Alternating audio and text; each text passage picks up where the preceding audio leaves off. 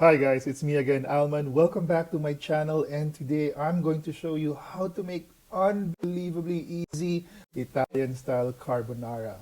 What other style is there? For this recipe, we just need four main ingredients. Grab a pack of good spaghetti.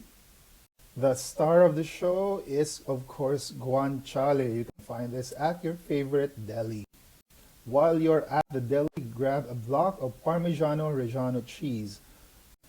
They say that Pecorino Romano cheese is even better, pero they didn't have this while I was there. For this recipe, we will be using 4 eggs. And yes, this recipe has no cream. The Italians don't do it that way. I have to confess that I only found out about this style of carbonara 3 years ago when an Italian colleague invited me to his home and he prepared carbonara. When I got my plate, I asked, "Nasaan yung cream?" And he laughed at me. Pinagtawanan niya ako ng malakas. So these are the steps. First, you slice the guanciale into thin, half-inch strips. Gagamitin natin lahat, even the hard skin. And take note, please do not replace guanciale with bacon. It's not going to be the same. Then we crush 4 cloves of garlic. Italian carbonara doesn't actually require garlic, but we will be using this for flavor, and I'm going to show you how. And then we grate the cheese. Again, don't use store-bought grated Parmesan cheese. That has a lot of extenders and it's not going to taste the same.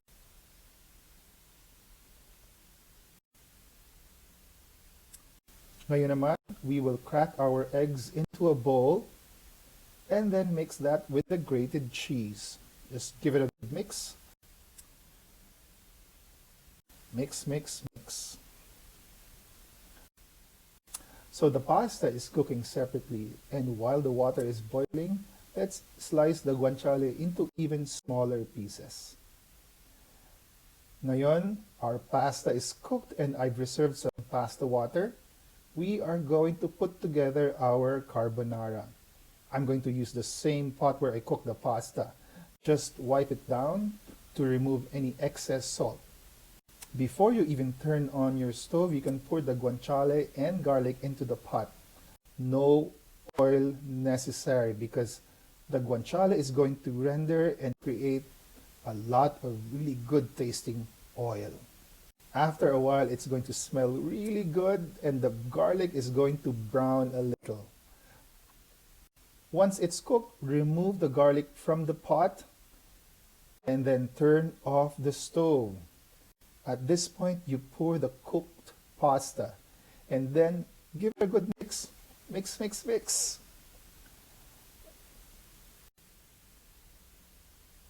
While that's happening, we add some freshly ground pepper into our pasta and guanciale mix. Syempre, we pour a bit of the pasta water to cool down the pasta and the pot. Now we are going to pour the egg and cheese mix. So it's important to cool down our pasta because you don't want scrambled eggs. I have prepared this dish a few times and I have had my fair share of scrambled eggs and pasta. It is not good. Mix it well and there you have it. Italian style carbonara. I'd like to thank my Italian colleague for introducing me to the way Italians prepare carbonara. I'm never going back to creamy carbonara again. So if you like what I'm doing here on my page, please don't forget to subscribe. And while you're doing that, I'm going to give this carbonara a taste. Thanks and see you again soon. Bye.